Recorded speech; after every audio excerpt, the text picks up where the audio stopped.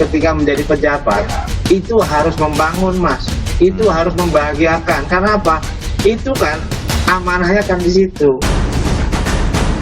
Menjadi satu semangat ya, agar kemudian semua menjadi peduli. Kalau itu dilandasi keikhlasan, bagus menurut saya oke. Indonesia menemukan 3 kasus, semua rumah sakit dan dinas kesehatan melakukan surveillance monitoring terhadap kasus ini.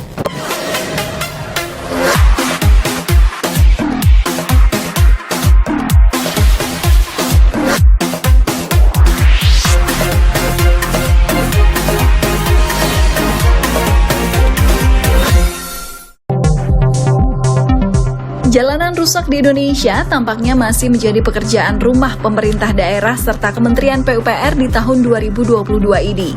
Hal ini karena tingkat kemantapan jalan diproyeksikan menurun akibat anggaran yang dipangkas. Dari data Bina Marga, ada kurang lebih 4.000 km kondisi jalan nasional yang rusak dan kurang lebih 3.000 km kondisi jalan marginal yang butuh penanganan preventif pada tahun 2021 kemarin. Artinya, jalan rusak ini hampir sepanjang 3 kali Pulau Jawa dari ujung Kulon, Banten sampai ke Tapang, Banyuwangi. Terkait hal ini, muncul sosok-sosok dermawan yang menyisihkan dana pribadinya untuk membangun fasilitas umum, seperti memperbaiki jalanan rusak. Di Grobogan, Jawa Tengah, prihatin dengan melihat jalan rusak dan tak diperbaiki oleh pemerintah selama puluhan tahun, seorang pengusaha menggunakan uang pribadinya untuk membangun jalan. Diperlukan biaya hingga 2,8 miliar rupiah untuk membuat jalan sepanjang 1,8 km yang menghubungkan 3 desa, yakni Desa Cetis, Desa Nampu, dan Desa Telawah. Pengusaha tersebut bernama Joko Suranto. Ia merasa prihatin dengan kondisi kerusakan jalan yang kerap menyebabkan kecelakaan bagi para pengendara motor. Kalau rusaknya sudah lama sekali, cuman karena mungkin kurang terrealisasi atau kurang gimana, kayaknya Pak Jokonya untuk inisiatif untuk membangunnya sendiri. Warga pun menyambut gembira atas bantuan yang diberikan oleh Joko Suranto. Saya masih kecil aja di sini sudah bisa merasakan sulitnya jalan ini karena sering anak-anak jatuh naik motor, kadang kan dilibatkan anak-anak sekolahnya.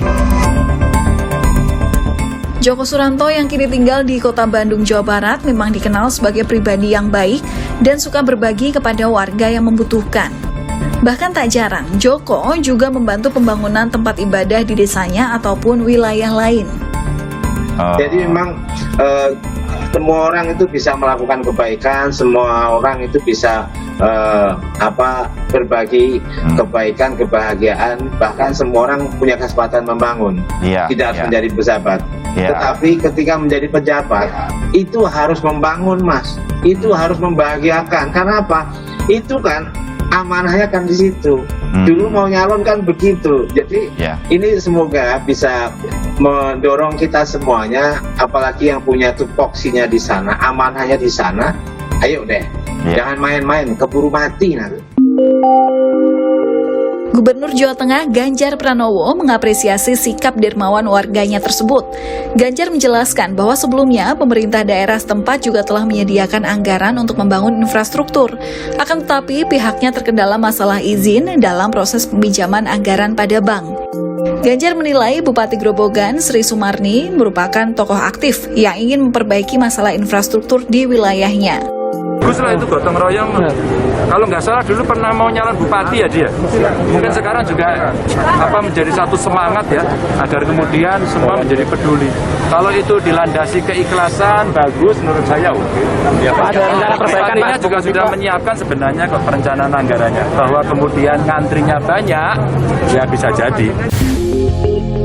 Di Jepara, prihatin dengan warga yang harus menyeberang sungai, seorang warga bernama Holil membangun jembatan menggunakan uang pribadinya di Desa Kecapi, Kecamatan Tahunan, Jepara, Jawa Tengah.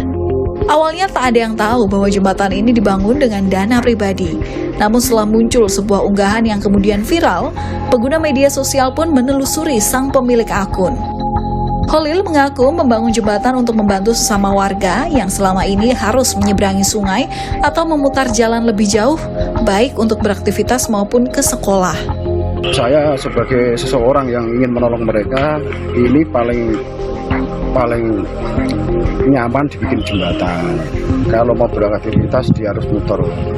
Terus orang-orang yang bekerja ke sekolah itu kalau musim hujan pada nyebrang bertaruh nyawa.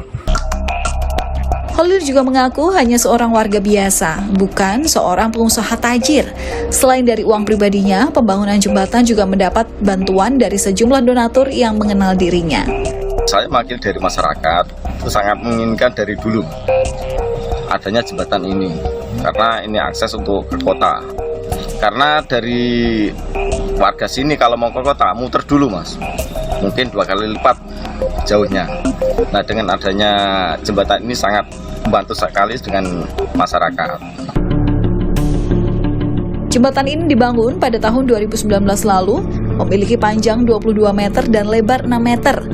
Jembatan ini menghubungkan 4 dukuh di Desa Kecapi, yakni Dukuh Jotan, Tempur, Kedung Joho, dan Kerajaan. Khalil berharap jembatan ini dapat bermanfaat untuk warga sekitar desanya. Di Banyu Asin, Sumatera Selatan, seorang warga yang merupakan kepala desa Muara Baru, Kecamatan Makarti Jaya, bernama Muhammad Adam, sukses membangun jalan desa sepanjang 4 km dengan menggunakan uang pribadinya. Ia berani menggunakan dana pribadi karena merasa prihatin dengan kondisi jalan di desanya. Padahal ia baru resmi dilantik menjadi kepala desa pada 11 Februari 2022 lalu. Karena kondisi akses jalan yang buruk, Adam pun tergerak untuk membenahinya. Desa saya ini bisa dikatakan desa tertinggal. Akses untuk jalan kami ini agak sulit. Jadi tergerak hati saya untuk membenahi supaya rakyat saya lebih enak. Pada keterangannya tanggal 10 April lalu. Selain jalan, dia berencana meminta kepada pemerintah Kabupaten Banyu Asin untuk membangun sebuah jembatan besar yang menghubungkan antara desanya dan wilayah Palembang, di mana anggaran yang dibutuhkan ditaksir mencapai 2 miliar rupiah. Melihat fenomena ini, pengamat kebijakan publik Agus Pambagio mengatakan hal tersebut bisa saja terjadi tergantung pada alokasi dana yang dilakukan oleh pemerintah daerah. Setiap wilayah memiliki hasil musyawarah perencanaan pembangunan daerah atau Musrenbangda atau musyawarah perencanaan pembangunan desa, Musrenbangdes, guna menentukan hal apa saja yang menjadi prioritas alokasi dana. Menurut Agus, apabila penduduk setempat ingin membangun jalan desa dengan dana milik pribadi, maka tetap diperbolehkan dan sah karena masuk ke dalam anggaran pihak ketiga. Fenomena ini menjadi berita baik sekaligus evaluasi bagi pejabat daerah yang mengurus masalah perbaikan jalanan rusak. Harapannya, jalanan rusak di sejumlah daerah dapat segera diperbaiki agar akses transportasi masyarakat bisa menjangkau segala penjuru daerah di Indonesia.